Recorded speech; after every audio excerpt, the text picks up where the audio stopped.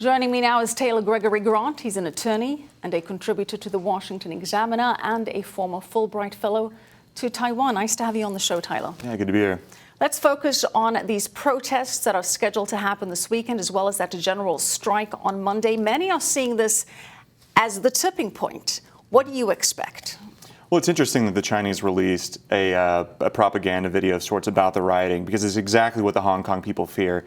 If the Chinese have some sort of law that a Hong Kong resident violates right now, that there's not an extradition law that gets them to China to be prosecuted. But if this passes, the Chinese can trump up whatever charge that they want and extradite Hong Kong citizens to China, which is the main fear of the local Hong Kong people. This is an unprecedented type of protest because of that fear, and the semi-autonomous status of Hong Kong is very important to the locals. So it just serves to validate all of their concerns. Absolutely, is what you're absolutely. saying. There is some speculation that China could impose martial law on Hong Kong. Mm-hmm. Some dissidents from China have been warning that this could be the next move out of Beijing. What do you make of that?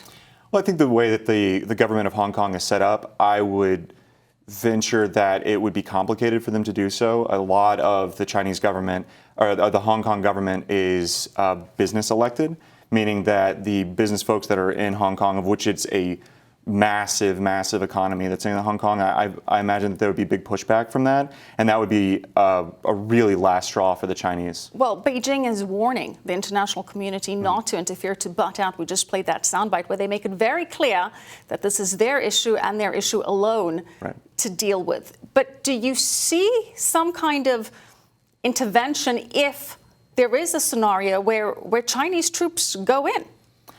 I don't see there being a situation that we ever interfere with China. I mean, President Trump has exhibited that he's going to follow the one China policy. Yeah. And if he's willing to follow the one China policy, I imagine that he's going to recognize him playing into the fact that it is a riot, and the Chinese foreign minister thanking the president for admitting that it's a riot. I think that you're going to see where he's going to play into the fact that whatever the Chinese want to do, he's going to let play out. I don't see the Chinese imposing martial law. I don't see them bringing troops into Hong Kong. So how do you see them dealing with this, just letting these strikes and demonstrations happen? I imagine that there'll be some. China will split the baby somehow. They'll have their local Hong Kong politicians create some sort of bill that maybe moves the extradition bill off the table but leaves it open, which I think, if they leave 5 demands on the table and the locals get 2 of the 5 demands, I think they'll consider that a win, and the Chinese will consider that a win, and they'll back off. So you're saying that you expect Beijing to come up with some kind of political concession to at least meet one of the demands that the protesters have been calling for, and that's the complete withdrawal of that extradition bill?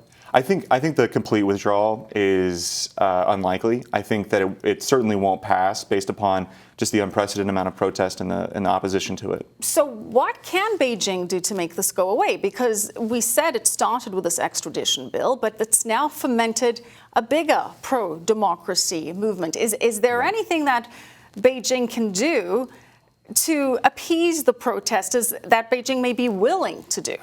Yeah, I think Beijing's main concern is dealing with the actual citizens of China, like not the Hong Kong people, not Taiwan people, but people that actually live in mainland China. And I think finding a way to give a win or appearance of a win to them where they still have control is the utmost importance. I think the Chinese, in their heart of hearts, recognize the fact that Taiwan is no longer part of China as much as they like to believe. Hong Kong is not really part of China as much as they like to pretend that it's some semi-autonomous region. So I think if they find a way to just convince the local Chinese that they've won somehow, and whether that's a propaganda method or showing, we gave them this, but we didn't get this, or we renamed some other bill. So it's the typical Chinese mentality of saving face, because that, of course, is critical to Chinese culture. But again, would that make these demonstrators feel satisfied?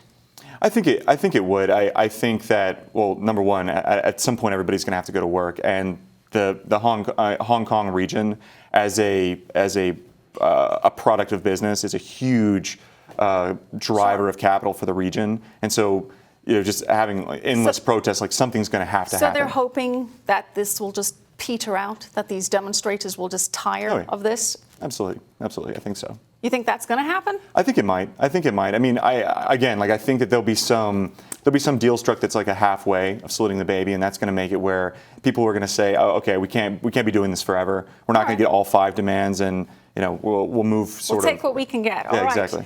Well, Tyler Grant, we're happy to have you join us. Yeah. Thank you so much. Thank you.